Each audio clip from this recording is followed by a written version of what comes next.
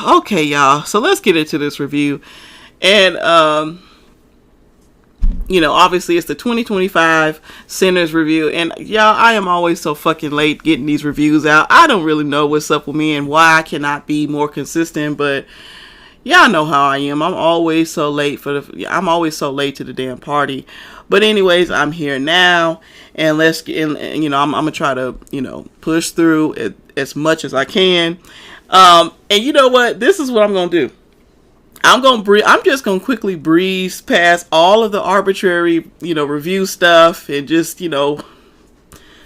try to go as much detail, point by point, throughout the movie or whatever, so that I can get to the shit that I really want to talk about. Because, honey, girl, let me tell you, it was one thing that really stood out to me in this movie, and it just, I was sitting in the movie theaters feeling so fucking pissed.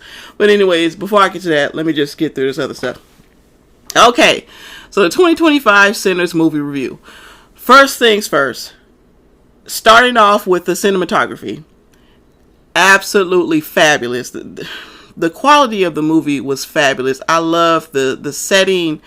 I love the sets looked very lived in.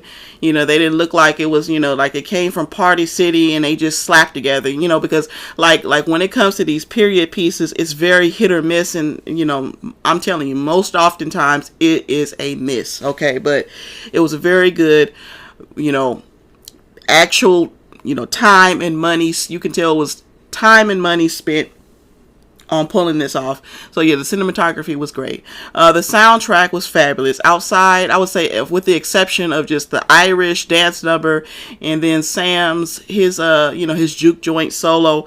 Outside of those two songs, I really didn't care for those two songs. To me, I feel like it just kind of detracted from the movie experience, in my opinion, especially the Irish dance number. It just really slowed everything down, and I'm just sitting there thinking like, okay, when are we gonna get back into the plot? Like, what is this? Is this Disney Channel?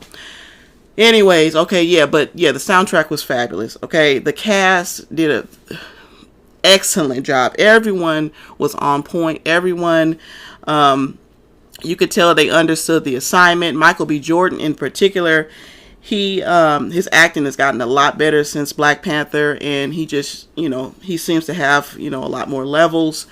I would say if I had to give this movie an overall score, I would definitely give it a C. And the reason why is because it just wasn't enough horror. I'm an avid horror fan. I don't, I wouldn't say that I'm, really, really into carnage, but I do enjoy carnage to a certain extent, and I just felt like it wasn't enough carnage in the movie. It wasn't enough horror. All the juke joint stuff was great. It was great, and I liked it, but I was sitting in the movie theaters thinking like, okay, when are we going to get to the horror? Like, when, I'm expecting to see 30 Days of Night. I'm expecting to see some fucking carnage, and I'm like, okay, where are we going with this? The juke joint stuff is good, but honey, this stuff is starting to be like, this movie is starting to, make me feel like I'm watching The Color Purple. Like, okay, when are we getting into the horror aspect? So that's just my grade for it, because I was like, ooh, okay, I was honestly starting to feel like the whole premise behind why, the promotional material showing us the vampire aspect, that it was basically just all a stunt just to get us in the seats, because the movie was just feeling like it was just more of a drama, but anyways, outside of that, the movie was great. What else? And I'm trying to think back, because I watched this, I went and watched it last week. So I'm trying to, remember what all the things that happened. What else? Oh, okay. Comparing it to what Chrissy said.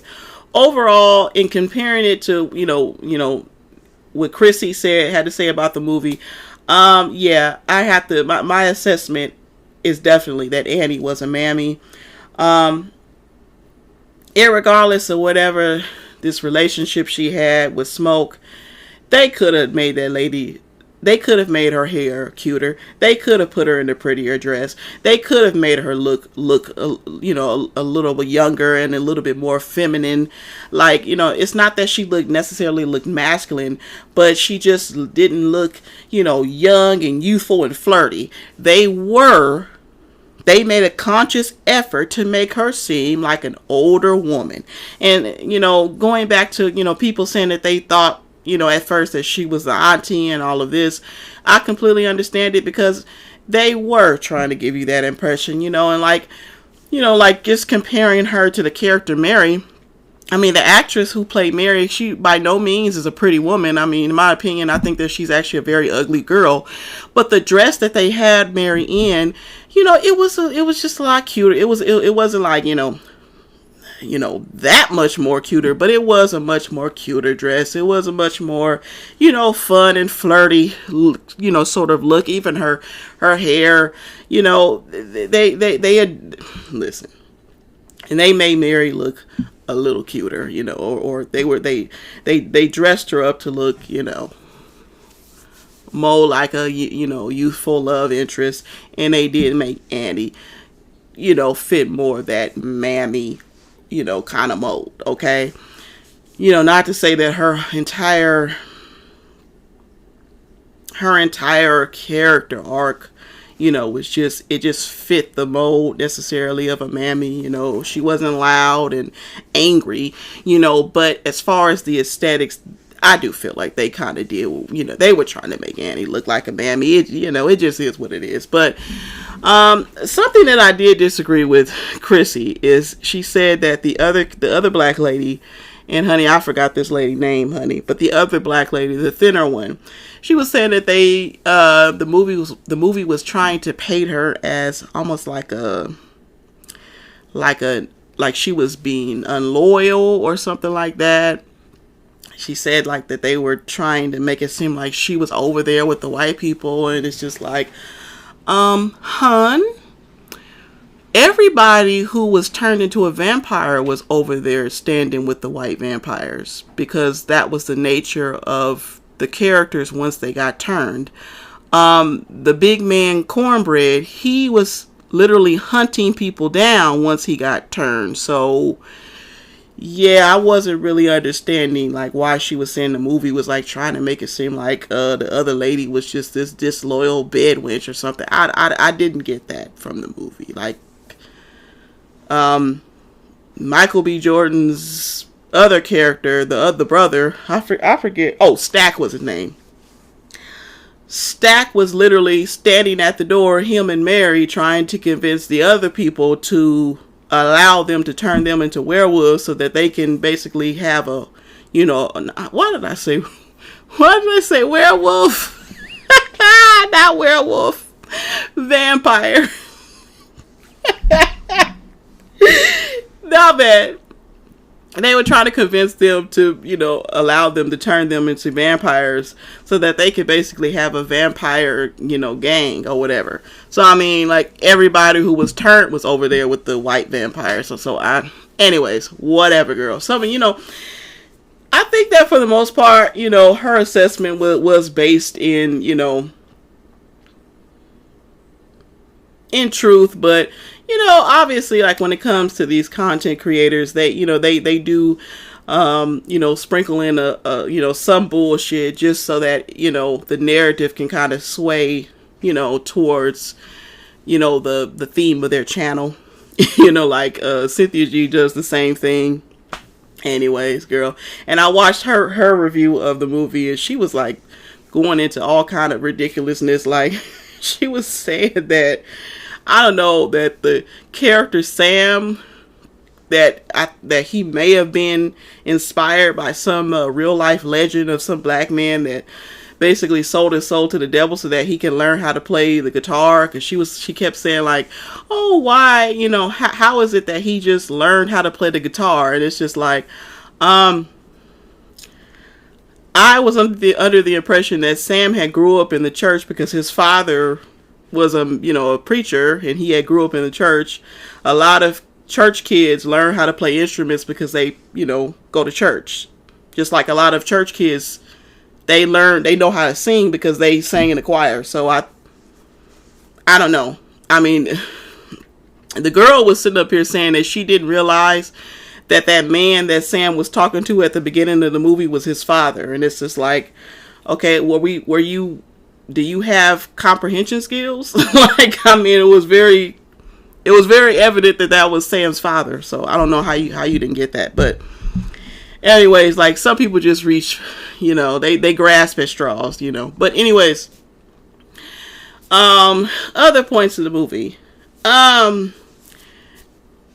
I would say the only, like, other thing about the movie that, like, as far as the Irish vampires, I felt like their accents could have been a lot better. It could have been a lot better.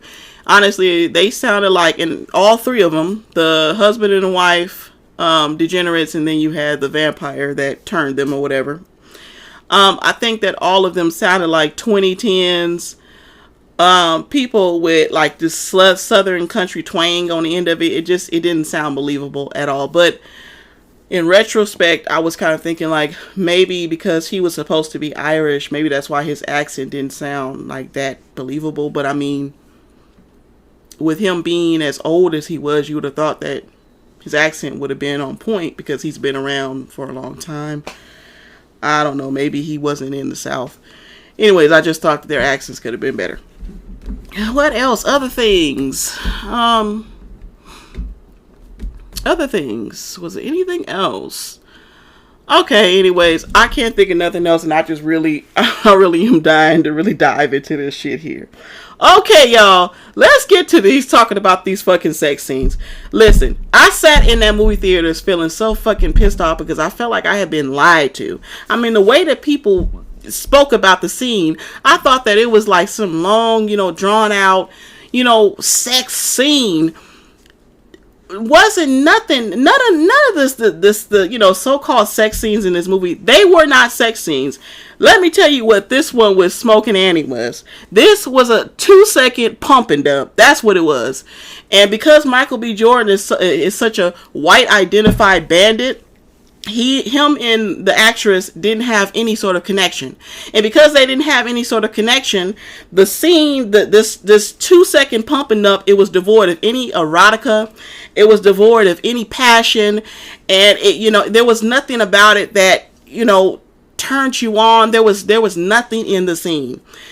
And, honestly, I feel like scenes like this, it just kind of, goes back into, like, something that's just like a much larger problem that I see overall in movies, which is how sanitized movies overall have gotten. Like, does the R rating even still exist? Like, I hate, like, do you notice how in movies now there is absolutely no nudity? Like, you don't see breasts, you don't see titties, you don't see dick, you don't see booty. Nothing. Like, I think the 1990s was like maybe the last decade or the last period that I can personally remember where you did see some nudity, but like after that, like I can't say now one movie thereafter that really just showed nudity. Like, I hate how fucking sanitized movies as a whole have gotten. Like, I cannot stand that, and I think that people's perception, because they're not used to seeing like sex, I think that to them this scene looked like it was really salacious. But coming from somebody like me, like, this, it wasn't anything salacious about this scene. It was just I mean, it just was, it was nothing. It didn't evoke any sort of feelings. What I can say is that, like I said in my previous video, Michael B. Jordan exudes adolescence. He seems like a little boy. And I mean, honestly, even like this picture here, it looks like a grown woman, trying to, sleep with some little boy. I mean, it does exude that. So like, again, I see why people kind of felt like they didn't realize she was a love interest at first, because like I said, Michael B. Jordan is just he's an overgrown man-child at this point. Another thing that I realized is that, I had to remember that a lot of these people that are seeing these movies, that review the movie, and who, felt like the scene was salacious, I have to remember that, they're, 9 times out of 10, these people are a lot younger than me. Now, I am 33 years old, so I'm not like super, super old. But a lot of these people who spoke on it, I think that they may be younger than that. So I realized that there is an age gap, possibly between me and a lot of these people. So because of that, they are not, they haven't seen, as much, how do I say it? They haven't seen the same things that I have seen, and it, they probably haven't seen as much nudity in movies as I have seen. You know what I'm saying? And, the young people nowadays, like even people that's just maybe like 10 years younger than me, they really have no interest in anything that, came out prior to, and mind you, this is not true for everybody, right? But most people, they don't really have any interest in like anything from like the 1970s or like the, even the 60s. They're not going to go back and look at those movies or, even listen to that kind of music. I don't know, why, but personally, I've always been that way, where I just have an interest in things that, is in my generation, that came prior to my generation. I just have an interest in media, period. I've never, I don't know, I can't even understand the mindset of like the youth, where they discount any music that came out prior to their generation. I can't really identify with that, because I've never been that way.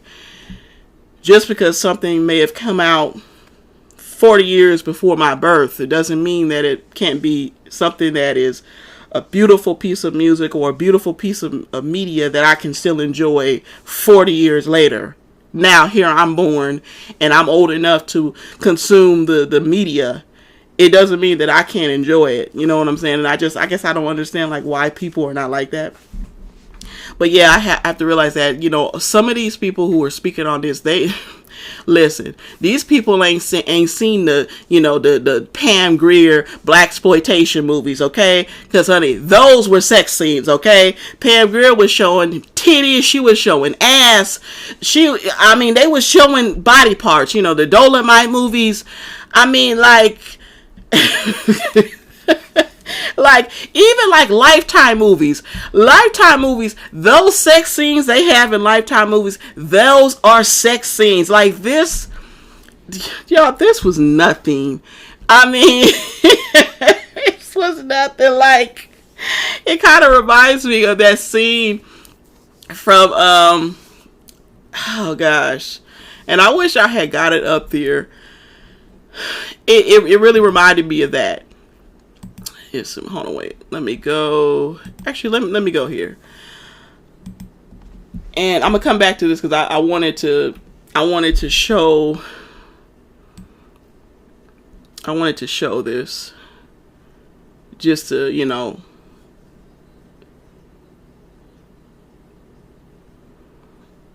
kind of give people an idea who may not be aware, like the younger people who ain't watched these movies, who are not aware of these movies' existence, that this is what real love sex scenes are supposed to look like. But anyways, let me see, what was that show called with Issa Rae?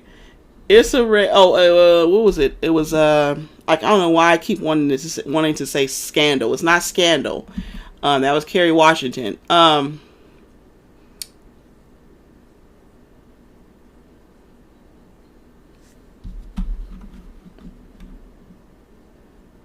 me think. What was that show called? Issa Rae. Oh, Insecure. That's what it's called. Insecure. Look at this love scene.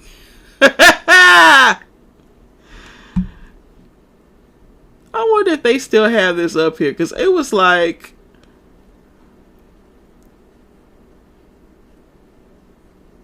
is this it?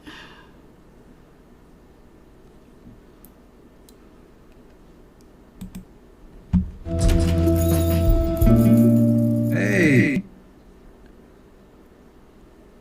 Because I'm telling you, that scene in Sinners, it just reminded me so much of this one.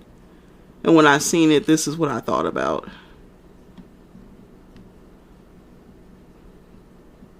Let's see where.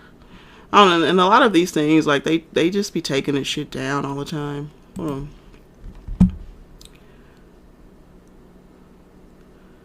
Let's see.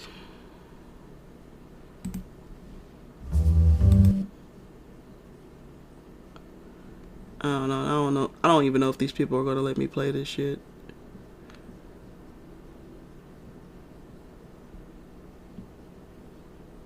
Is this it? No, that wasn't it. I don't know, y'all. Man, I wish I could find it, because it just... It's like it lasted the same amount of time, and it was just as passionless. Even like this guy on Insecure, I guess Issa Rae's, her love interest, he seemed like a little sugar booty. I don't know, I can't find it.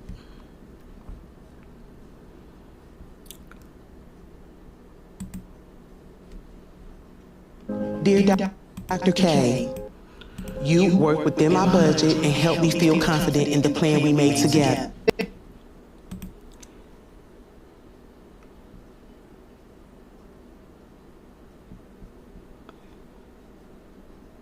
Okay, anyways, I can't find it. Why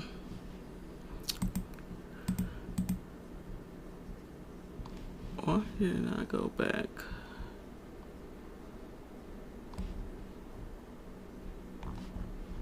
To what I was watching before.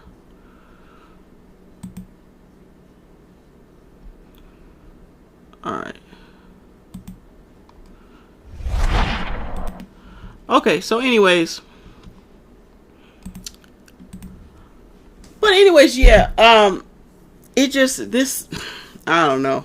This, it just, the scene, it just wasn't anything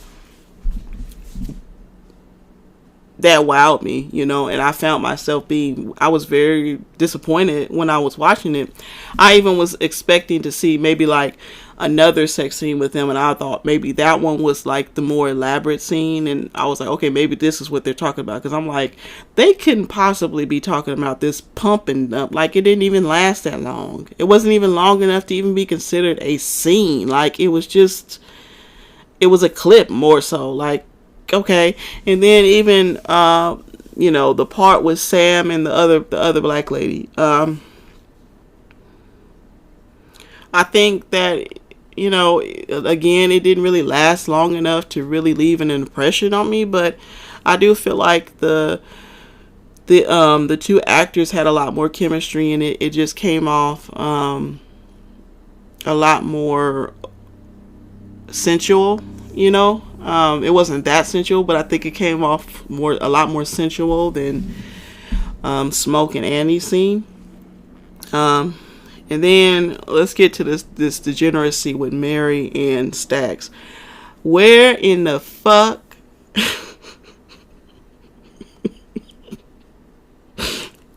where in the fucking world do we spit in each other's mouths during sex? Like, where they do that at? I mean, the shit was fucking disgusting. It was degenerate as fuck.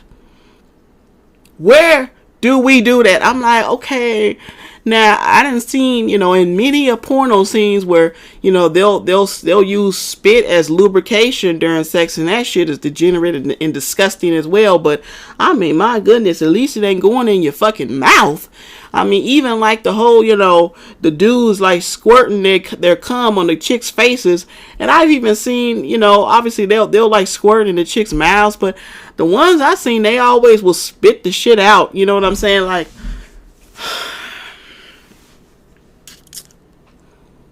Where do they do that at? Like, oh my God. And then my brother was saying that when he watched it in the movies that he was grossed out the entire day after.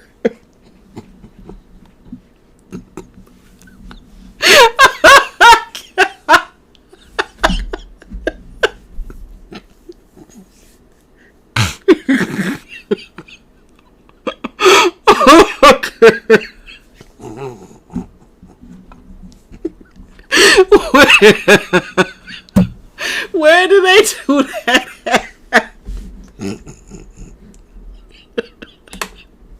Okay. Where do they do that at? Honey. Girl, listen.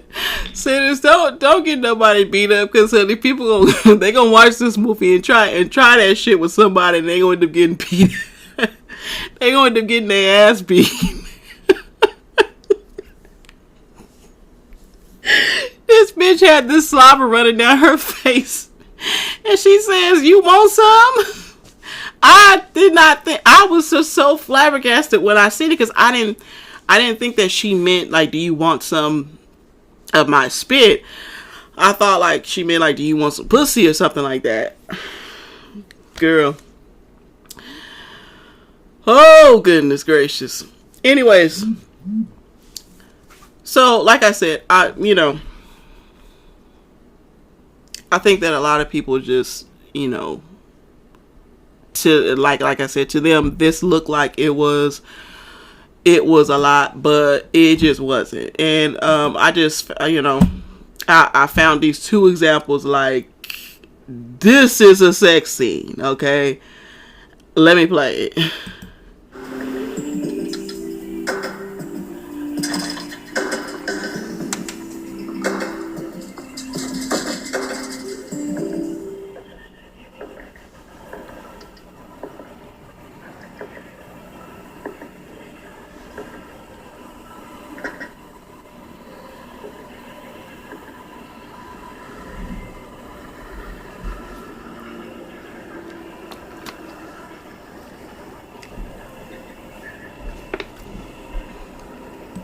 Now, albeit a lot of people who are my age and older, y'all know what this shit is, but there may be, I'm playing this because it may be some younger people, who ain't seen this shit. They don't know about this movie. They don't know that it exists.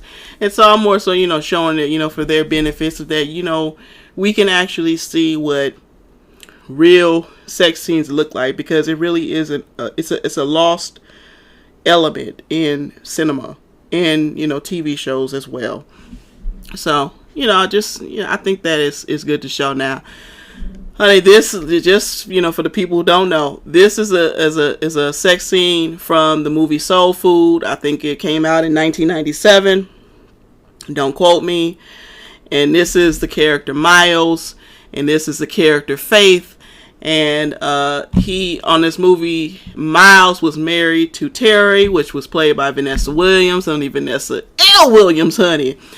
And he is cheating on her with her cousin Faith, okay?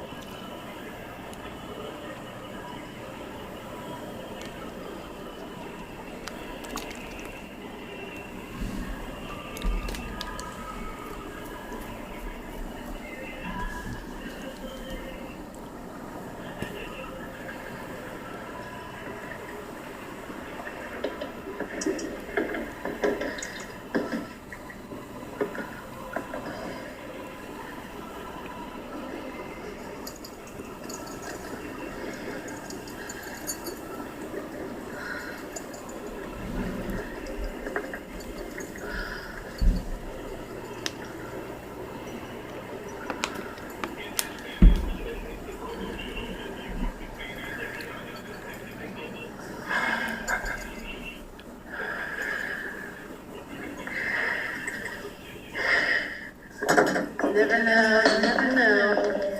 See it yourself. Miles? Uncle Miles are home. I must be upstairs in the studio on the roof. On the studio? Let's go.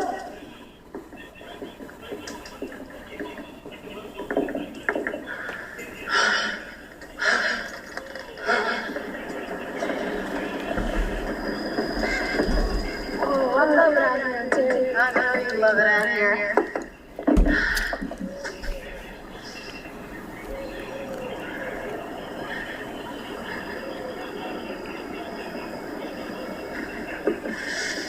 We gotta go. Well, Terry, I thought back to your house.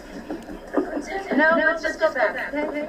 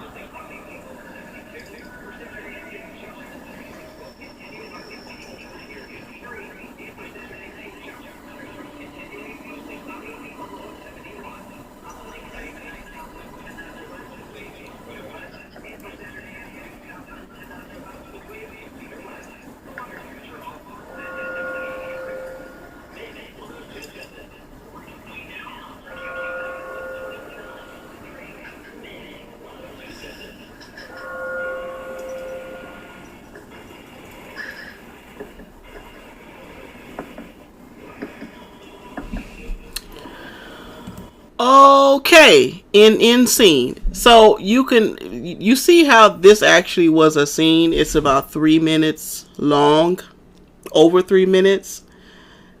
So you can understand with me being somebody, I'm 33 years old now. I was born in 1991. Growing up looking at this kind of media, you could understand why I was looking at this shit right here like this shit was nothing. Like this scene, it really didn't have any nudity or anything like that, and scenes don't have to have nudity. But it was a lot more sensual. It was a lot more erotic. It had some kind of, passion, at least for the moment. Like I wish that I could actually play this clip because oh goodness, Jesus H Christ, this shit was lame. I mean, it was lame as fuck, and I wasn't here for it, and I was so annoyed. Okay, let me go to the Jason's lyric scene and just end it here. But I just that was my review. I thought that I had more to say about the movie, but that basically was it. It was a good movie. It was good, but it needed more horror. So anyways, let's get into this scene. This is the scene from the 1994 or 93, whatever movie called Jason's Lyric. And, yeah, this is, like, this is what I'm used to seeing. Like when I look at Black Love, like Love Jones. But again, a lot of these people, like, they may not know, and then like a lot of older people be kind of acting like they stuck on dumb too. Like they stuck on stupid. Like they don't, I don't know. It seems like older people, like they try to almost like blend in with the young crowd rather than just being their age. I don't know. Anyways, whatever.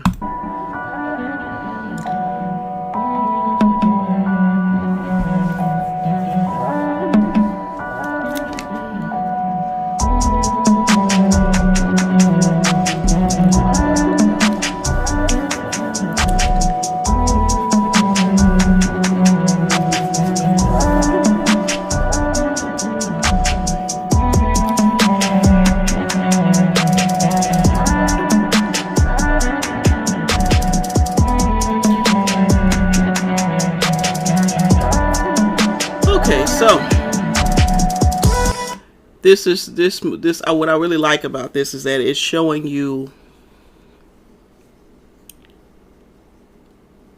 you know, in the movie, Jason really liked Lyric, and you know, it's showing you how he would think about her. And you know, this movie, I think, is like one of the best depictions of black love that I have seen. You know, and it just love, period. You know what I'm saying? Like, it's just one of the best genuine examples of what two young people who fall in love look like. And it was just done very well, in my opinion. Wait, is this... Oh, wait, this ain't the one. Let me go back. What was this one that I was looking at? Hold on, y'all. Or is this the one? Is that the one? Or is it this one? Which one was I looking at? Okay, wait, no. Hold on. Up for an adventure? Always. I didn't forget what movie I was looking at. Or what movie clip I was looking at.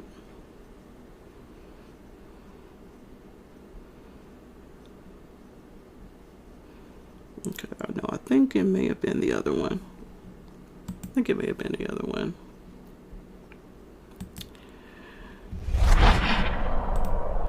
Oh, let's get into it.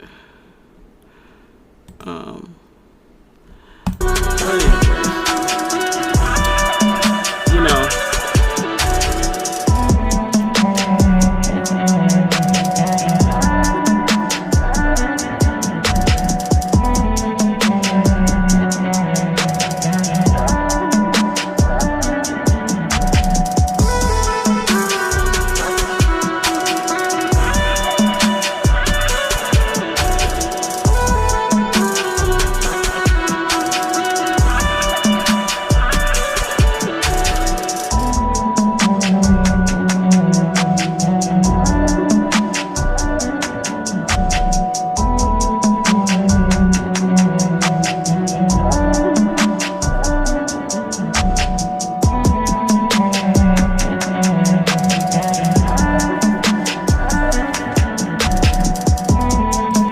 Oh shoot, my bad.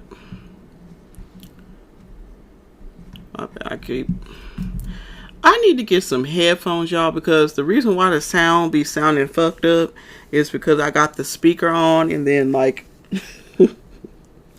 the microphone picks it up. My bad. Damn, my sound gonna be fucked up. Anyways, it is what it is.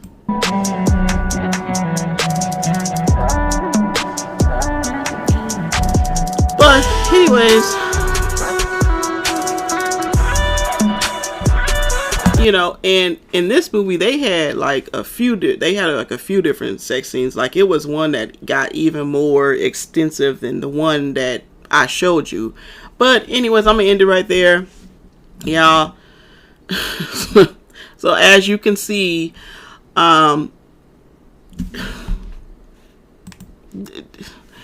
this shit just wasn't nothing. My final thoughts is that this wasn't no fucking sex scene, and the movie needed more horror. With that being said, I'ma close, and I'll see y'all in the next one. Bye.